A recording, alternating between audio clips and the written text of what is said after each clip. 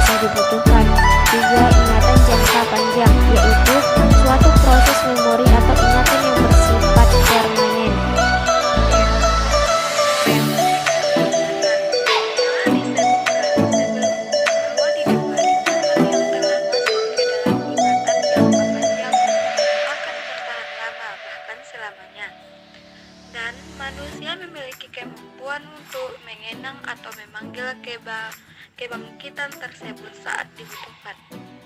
Namun tidak berarti bahwa semua yang pernah dialami itu akan masuk dan tinggal seluruhnya dalam ingatan. Ada faktor-faktor yang ternyata dapat mempengaruhi daya kerja ingatan, antara lain: 1. Faktor usia. Ingatan paling tajam pada diri manusia kurang lebih pada masa kanak-kanak, 10-14 tahun, dan ini berlaku untuk ingatan yang bersifat mekanis, yakni ingatan untuk kesan-kesan pengendaraan. Sesudah usia tersebut, kemampuan untuk mencamkan dalam ingatan juga dapat dipertinggi, akan tetapi untuk kesan-kesan yang mengandung pengertian atau daya ingatan logis, dan ini berlangsung antara usia 15-50 tahun. 2. Kondisi fisik. Misalnya kelelahan, sakit, dan kurang tidur dapat menurunkan daya kerja atau prestasi ingatan. C. Faktor emosi. Dalam hal ini, seseorang akan mengingat sesuatu lebih baik apabila peristiwa-peristiwa itu menyentuh perasaan-perasaan, sedangkan kejadian yang tidak menyentuh emosi seringkali diabaikan. 4. Minat dan motivasi. Dalam pengalaman sehari-hari, kita sering mengamati remaja yang tidak lupa suatu lirik lagu, walaupun dalam bahasa asing. Pada gilirannya akan meningkatkan daya ingat. Menurut Kurt Lewin, 1870-1997, seorang psikolog Jerman. Minat dan motivasi berarti konsentrasi energi atau forecast pada sektor atau region tertentu dalam kesadaran. D. Metode mengingat. Teknik ingatan adalah teknik memasukkan segala informasi yang kita peroleh ke dalam otak sesuai dengan cara kerja otak. Di antaranya, A. Metode pengulangan, yaitu mengulang-ulang kembali. Metode ini sama dengan teori pembiasaan. B. Teknik asosiasi, yaitu bagaimana cara kita mengasosiasikan berbagai hal dalam memori kita. C. Sistem mata rantai, yaitu informasi yang akan diingat harus mempunyai hubungan dengan yang lain. Metode ini juga disebut dengan metode cerita, sebab dengan cerita yang dihubungkan secara berurutan akan mudah diingat. D. Sistem loki atau lokasi. Kita dapat mengingat informasi dengan mudah jika kita meletakkannya di tempat tertentu. E. Total story technique. Teknik ini dilakukan dengan cara membuat cerita singkat dari hal-hal yang akan kita hafalkan. F. Total word technique. Pada teknik ini, informasi yang ingin diingat diubah menjadi singkatan-singkatan. G. Total number technique. Teknik ini digunakan untuk mengingat angka-angka. Cara untuk meningkatkan ingatan. A. Relaksasi secara teratur adalah dengan cara berusaha mengendorkan ketegangan seluruh otot tubuh sebelum mempelajari sesuatu yang baru. B. Mendengarkan musik klasik. Dengan cara mendengarkan musik klasik dapat membantu ingatan dan pembelajaran. C. Menata pikiran. Dengan membentuk urutan pengelompokan informasi yang akan membuat sesuatu lebih mudah diingat. D. Menjaga kesehatan. Gangguan kesehatan dapat mengganggu ingatan, bahwa jika dapat menjaga kesehatan pada usia 70-an pun, seseorang tidak akan mudah mengalami penurunan kemampuan kognitif jika mereka tetap aktif secara fisik. E. Tantanglah diri sendiri. Akan membuat meningkat apabila otak digunakan untuk menyelesaikan tantangan yang menuntut pemecahan masalah. F. Cukup tidur. Kurang tidur dapat menurunkan kemampuan seseorang untuk mengingat. Otak memerlukan tidur untuk mempertahankan daya ingat. G. Makan secukupnya, kurangi lemak, perbanyak minum. H. Libatkan emosi. Pengalaman yang melibatkan emosi akan lebih mudah diingat daripada pengalaman biasa. I. Kembangkan ketajaman indera. Jika ingin mengingat sesuatu, berhenti sejenak. Perhatikan dan catat apa yang ingin kita lihat. J. Kembangkan sikap mental positif.